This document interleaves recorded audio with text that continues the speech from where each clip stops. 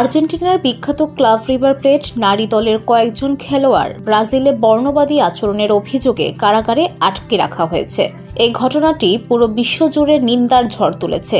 সোমবার আটক খেলোয়াড়দের মুক্তি নিশ্চিত করার জন্য হেবিয়াস কর্পাস আদালতে দাখিল করা হয়েছে বলেও জানা গেছে। গেমিওর বিপক্ষে লেডিস কাপ ম্যাচে রিভার প্লেটের খেলোয়াড় ক্যান্ডেলা দিয়াজের বর্ণবাদী ইঙ্গিত ভিডিওতে ধরা পড়ে।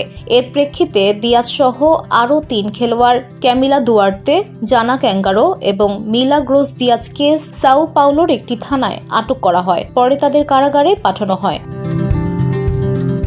ক্যান্ডেলা দিয়াজের ঘটনাটি সবচেয়ে গুরুতর বলে মনে করা হচ্ছে, কারণ তার ভিডিওটি স্পষ্টভাবে তার ইঙ্গিতকে তুলে ধরে। সাও পাউলোর আইনজীবী থাইস সানকারির নেতৃত্বে একটি হেবিয়াস কর্পাস আবেদন দাখিলের প্রস্তুতি চলছে। এটি এমন একটি আইনি ব্যবস্থা যা কোনো ব্যক্তির অবৈধভাবে আটক হওয়ার ক্ষেত্রে তার মুক্তি নিশ্চিত করে। তবে ব্রাজিলে বর্ণবাদী অপরাধ অত্যন্ত গুরুতরভাবে নেওয়া হয় এবং আদালত শুনানির তারিখ চূড়ান্ত না করা পর্যন্ত কোনো তাৎক্ষণিক সিদ্ধান্ত আশা করা যাচ্ছে না।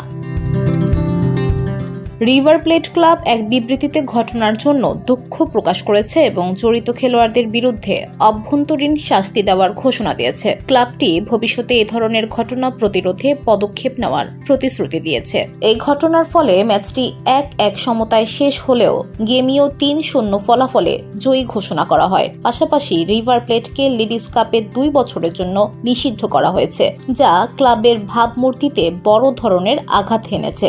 আটক খেলোয়াড়রা নিজেদের আচরণের জন্য দুঃখ প্রকাশ করেছেন এবং চরম মানসিক চাপে রয়েছেন। তাদের সতীর্থরা ইতোমধ্যে বুয়েন্স আয়ার্সে ফিরে গেছেন।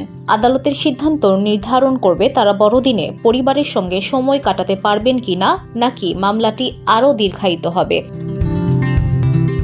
এই ঘটনা ব্রাজিল এবং আর্জেন্টিনার ক্রীড়াঙ্গনে বর্ণবাদ মোকাবেলার ক্ষেত্রে নতুন প্রশ্ন তুলেছে। VOD Bangla news desk.